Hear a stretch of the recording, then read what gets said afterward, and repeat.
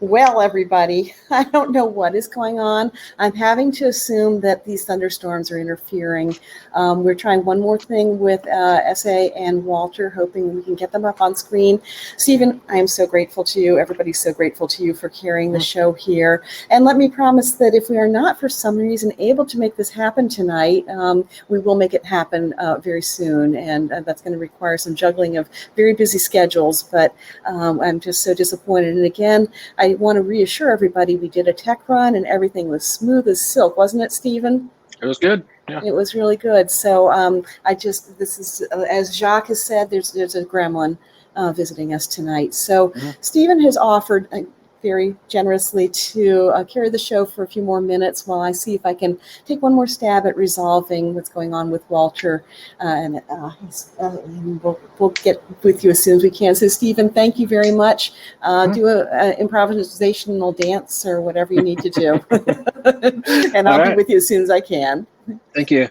All right, I see a question. What is on top of my bookcase? I can't really see it, but are you talking about there's a moose? I have a moose antler up there. Is that what you're talking about?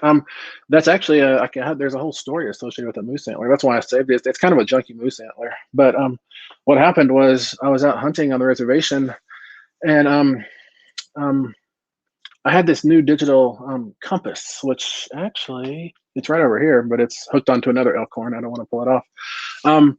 And because I always, my thing with hunting is I spend 90% of my time lost, and I have no idea like what state I'm in. I know I'm in a lost state, and but I thought this year I'm not gonna get lost because I got this compass. It'll always tell me which way is west, which way is north.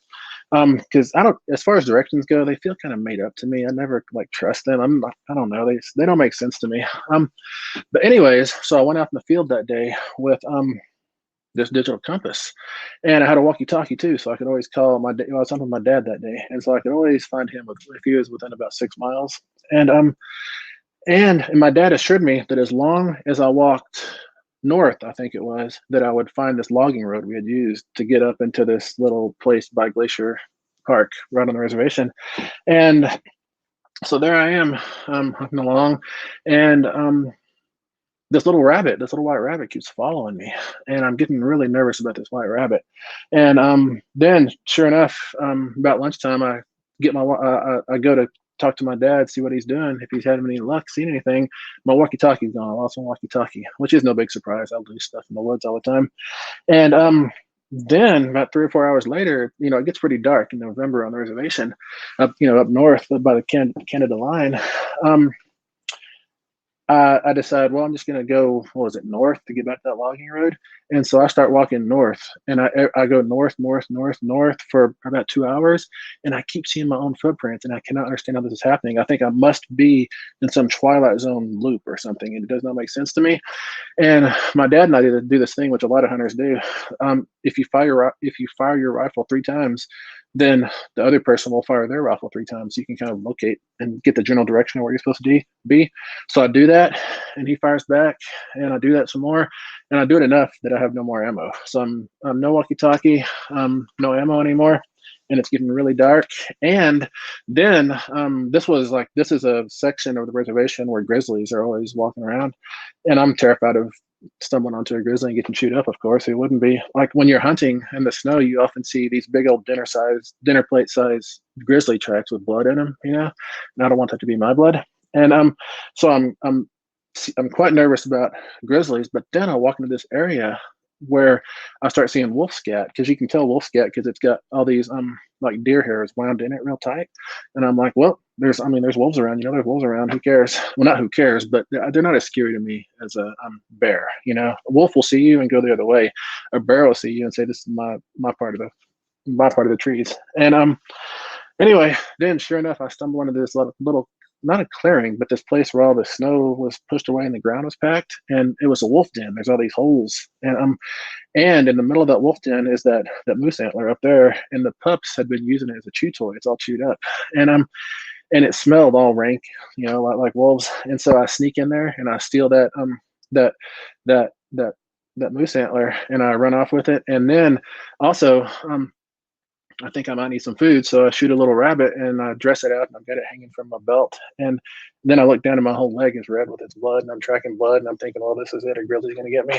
And I'm finally, well after dark, I stumble onto that logging road and I just walk it. I don't know which direction to go. I just walk it and randomly I find my dad and he's like, where you been? And I said, I went north and it didn't work. And that night, you know, gearing down for sleep, I'm looking at that compass and reading the directions that come with it. And it turns out that if you don't hit the status button to refresh it, then it stays locked in the last direction that you were headed. And so the result of that is every direction I was going was north. So I never would have found my way up. And I'm lucky that I did, you know, but that's a story, that moose antler. That's why I keep that moose antler. Hopefully that's what you were talking about. Let me scroll up, see if there's more questions. If I could have, wait, let me see. I'm going up. So great. It looks like a typewriter. Do I have a typewriter up there? No, I do have an old typewriter around, but it's not in here, I don't think. Man, I don't know. Got a lot of books up there. I can't see them in my video feed for some reason, but I just see myself from the forehead up. I'm going on. If I could write for one graphic novel property and one horror film franchise, which ones? A horror film franchise is easy. That's Scream. I'd love to be working on Scream 6. If any of y'all, what's that company, that outfit that's doing Scream, Radio Lab? Is that what they're called?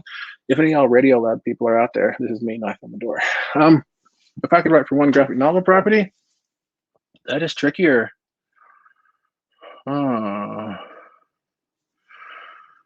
How about I make it broader to be a comic property? How's that?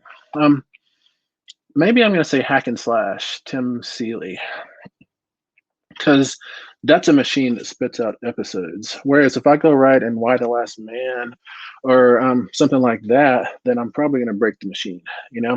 But if I'm writing for something that, it's kind of like Law and Order, there's a central premise that kicks out episodes like Hack and Slash, then I can do that. And I probably say that because I was saying earlier that I had a story due, and that story was actually due for a Hack and Slash thing. That's why I was thinking of them, I guess. If I could have dinner with any 3 dead writers, who would it be and why? The first one would be the Pearl poet who wrote or who recorded Beowulf. Maybe that's the way to say it. I suspect that Beowulf was kind of like sung around a lot of mead halls before it got written down by someone. But maybe I'm not giving the Pearl poet credit. I'd have to learn some Old English to talk to this Pearl poet, I suspect. But I used to be pretty good in Old English, so I think I could pick it up again. As long as I didn't have to write it. The orthography of Old English always kind of threw me. But when someone speaks it well, you can kind of hear the meaning in it, you know? So that would be 1, the Pearl poet.